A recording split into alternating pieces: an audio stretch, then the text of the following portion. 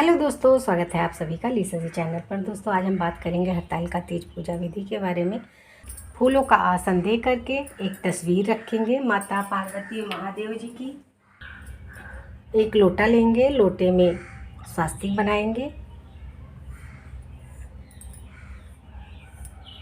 इस तरीके से स्वास्तिक बनाएंगे। अष्टदल कमल बना करके आसन देंगे। चावल से अष्टदल कमल बनाएंगे।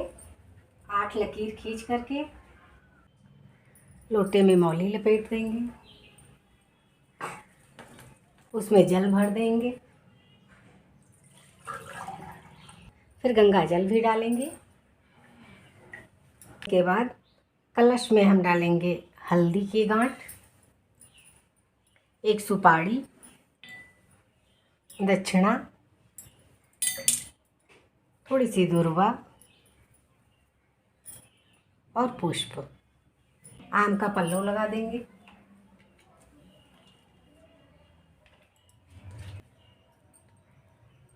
आम का पल्लव लगाने के बाद अब पूर्ण पात्र रखेंगे। पूर्ण पात्र में हम लोगों की तरफ 2 बाती की दियां जलाई जाती है, इसलिए हमने 2 बाती की दियां रख दी है। पूर्ण पात्र रख देंगे। अब दीप जलाएंगे। श्री शिवाय नमस्तुभ्यं, श्री शिवाय नमस्तुभ्यं। कि आप पूजा है, सुबह सवेरे आप संकल्प लेकर के ही व्रत को शुरू करें। काल की बता रही हूँ। अब मैं पूजा आपको प्रदोष काल की बता रही हूँ। प्रदोष काल में किस प्रकार से पूजा करें। मिट्टी के शिवलिंग आप जरूर बनाएं, क्योंकि पार्थो शिवलिंग माता पार्वती ने इस पूजा में बालू के और मिट्टी के शिवलिंग बना करके वन में उन्होंने घोर तपस्या करके महादेव जी को पाया था। तो इस तरीके से आप मिट्टी के शिवलिंग जरूर बनाएं। पार्थो शिवलिंग तो 4 पहर की जाती है। आप सुबह सबसे पहले ब्रह्म मुहूर्त में करें। दूसरी पूजा 12 बजे। तीसरी पूजा आप प्रदोष काल में करें और चौथी पूजा रात्रि के 12 बजे तक के, क्योंकि ये हरतालिका तीज में पूरी रात्रि जागर करने का विशेष महत्व होता है।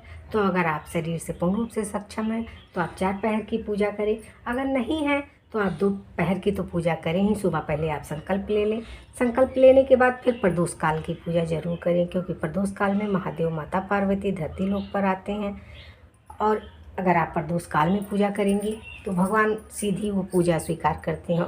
बाकी हरतालिका तीज के दिन आप 16 श्रृंगार करें। हाथों में इस तरीके से मेहंदी लगाएं, चूड़ियाँ पहने, अपनी शादी की चुन्नी ओढ़ लें। शादी का ही सिंघोरा इस्तेमाल करें इस पूजा में, क्योंकि सुहाग की पूजा है, विशेष पूजा होती है। इसको भली प्रकार से विधि विधान से करने से आजीवन तक के भगवान महादेव जी सदा सुहागिन रखने का वरदान दें। इस तरीके से ये पूजा है। अब आइए आप देखें मेरे पूजा किस प्रकार करते हैं। तो ये प्रदोष काल की पूजा है। प्रदोष काल में शिवलिंग हरतालिका तीज के दिन किसी भी पहर में आप मंदिर जरूर जाएं, क्योंकि मंदिर में भगवान शिव और पार्वती, भगवान गणेश, कार्तिकेय, शिव के पूरे परिवार वहाँ पर विराजमान रहते हैं। उस सारे मंदिरों में प्राण प्रतिष्ठा पड़ी रहती है। इसलिए एक बार आप मंदिर जा करके भगवान शिव पार्वती की पूजा मंदिर में भी करें। बाकी ये प्रदोष काल में अपने घर में शिवलिंग बना करके आप इस तरीके से पूजा कर सकती हैं। आइए आप मेरे वीडियो को देखें। जहाँ पे हम पूजा कर रहे हैं वहाँ पे शुद्धिकरण कर लेंगे। शुद्धिकरण इस तरीके से थोड़ा सा जल का छिड़काव करते हुए शुद्धिकरण कर लिया। अब भगवान भोलेनाथ को, माता पार्वती को, कलश देव को, सबको स्नान कराएंगे। तो सबसे पहले भगवान गणेश को स्नान कराएंगे। ओम गंगणपतये नमः, ओम गंगणपतये नमः। भगवान गणेश को स्नान कराएंगे। फिर माता गौरा को स्नान कराएंगे। मिट्टी से बने हुए हैं तो जल थोड़ा ही थोड़ा डालेंगे। नमः शिवाय, नमः शिवाय, नमः शिवाय का जाप करते रहेंगे निरंतर इस तरीके से। फिर तस्वीर पे भी स्नान करा देंगे। जय। कलश देव को भी स्नान करा देंगे। भगवान गणेश को पंचामृत से स्नान कराएंगे। माता गौरा को भी, भगवान भोलेनाथ को भी इस तरीके से पंचामृत से स्नान करा देंगे। अब शुद्ध जल से स्नान कराएंगे। नमः शिवाय, नमः शिवाय, नमः शिवाय, नमः शिवाय, नमः शिवाय का निरंतर जाप करते रहेंगे। नमः शिवाय, नमः शिवाय, नमः शिवाय। मिट्टी के हैं तो ज़्यादा जल का प्रयोग नहीं करेंगे, क्योंकि पिघल जाएंगे, खंडित ना हो जाए मूर्ति, इसलिए थोड़ा थोड़ा ही जल डालेंगे। नमः शिवाय, नमः शिवाय, नमः शिवाय, नमः शिवाय। बेलपत्र चढ़ाएंगे। भगवान महादेव पे समी पत्र चढ़ा देंगे। कुशा का पुष्प चढ़ा देंगे। आपको जो कुछ भी मिले वो आप चढ़ाएं। भगवान भोलेनाथ की पूजा में आपको जो भी आसानी से उपलब्ध हो जाए आप वो सारी चीज़ें आप चढ़ाएं, क्योंकि बड़े बड़े शहरों में सारी चीज़ें उपलब्ध नहीं हो पाती हैं। तो इस तरीके से जो भी उपलब्ध हो जाए वो आप चढ़ाएं। भगवान भोलेनाथ को, माता गौरी को लाल पुष्प अर्पित करेंगे। भगवान गणेश को दुर्वा और लाल पुष्प अर्पित करेंगे। भगवान शिव शक्ति को भी चढ़ाएंगे। पूजा के दौरान आपको जो कुछ भी मिले आप सब अर्पित करें। भगवान दिल सच्चे हृदय से आप जो कुछ भी अर्पित करती हैं महादेव जी उसको स्वीकार करते हैं। और भगवान से यही दुआ करें कि प्रभु आप मेरा सौभाग्य सदा हमेशा बनाए रखना। महादेव माता पार्वती से अर्पित करते समय ईश्वर मन ही मन में ये हम जाप करते रहेंगे कि प्रभु हमारा सौभाग्य सदैव बनाए रखना।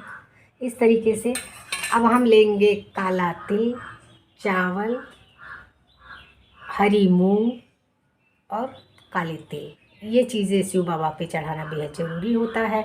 आपके पति के जीवन में कभी कोई दिक्कत नहीं आएगी, अड़ंगार्चन नहीं आएगी, शनि से संबंधित आपको कोई पीड़ा नहीं उठानी पड़ेगी महादेव जी के ऊपर यदि आप काला तिल चढ़ाते हैं तो। भगवान भोलेनाथ को भस्म चढ़ा देंगे। जय जय भोलेनाथ के। सफ़ेद चंदन चढ़ा देंगे। इस तरीके से माता गौरी को रोली अर्पित करेंगे। भगवान गणेश को भी रोली चढ़ा देंगे। भगवान को उपवस्त्र अर्पित कर देंगे। भगवान गणेश को भी, माता गौरा को भी। माता गौरी को सिंदूर लगाएंगे। सिंदूर का सिंगोरा अपने शादी वाला ही होना चाहिए। शादी के सिंगोरे से माता गौरा को सिंदूर चढ़ाएंगे। सिंदूर आप 3 बार, 5 बार, 7 बार चढ़ा सकती हैं। भगवान गणेश को सिंदूर अति प्रिय है तो भगवान गणेश को भी सिंदूर लगा देंगे। माता गौरा को भी, भगवान गणेश को, कार्तिकेय जी को। और सिंदूर लगाने के बाद अपने चूड़ी में लगा लेंगे। पुष्प अर्पित कर देंगे। भगवान शिव को जनेऊ अर्पित कर देंगे। भगवान गणेश को पीला जनेऊ अर्पित कर देंगे। माता गौरी को लाल रंग की चुन्नी उड़ा देंगे। कोई भी पूजा में आप पान जरूर चढ़ाएं। पान चढ़ाना बेहद ज़रूरी होता है, इसलिए भगवान को पान भी अर्पित कर देंगे। इस तरीके से उस दिन चना चढ़ाना बेहद शुभ होता है तो आप चना भी चढ़ाएं। भगवान को भोग प्रसाद में कुछ मीठा अर्पित करेंगे। जो कुछ भी आपको मिले आप अर्पित कर सकती हैं। इस तरीके से भोग प्रसाद आप अर्पित करें। भगवान को फल भी अर्पित करेंगे। भोग प्रसाद में कुछ फल अर्पित कर देंगे। इस तरीके से माता रानी को सुहाग का सामान अर्पित करेंगे। भगवान को मेवा अर्पित कर देंगे। माता जी को श्रीफल चढ़ाएंगे।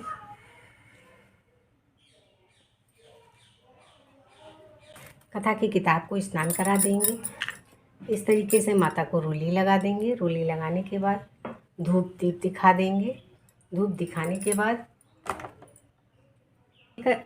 हाथों में पुष्प लेकर के अब हम कथा सुनेंगे। कथा समाप्त होने के बाद पुष्प को हम वहीं पर अर्पित कर देंगे। हम माता जी की करेंगे अग्यारी। अग्यारी को पहले शुद्ध कर लेंगे। इस तरीके से रोली लगा देंगे अग्यारी में। धूप दिखा देंगे अग्यारी को, में डालेंगे। ओम गंगणपतये नमः स्वाहा। ओम शिव शिवाय नमः स्वाहा। ओम गौरी दिव्याय नमः स्वाहा। ओम शिव पार्वती नमः स्वाहा। अग्यारी को ठंडा कर लेंगे।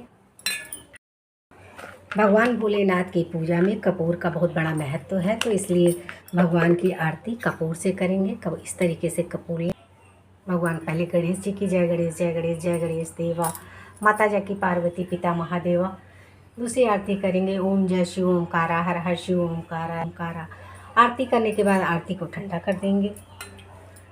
आरती ठंडा कर दिया। आरती ठंडा करने के बाद सारे देवी देवताओं को आरती इस तरीके से दिखा देंगे।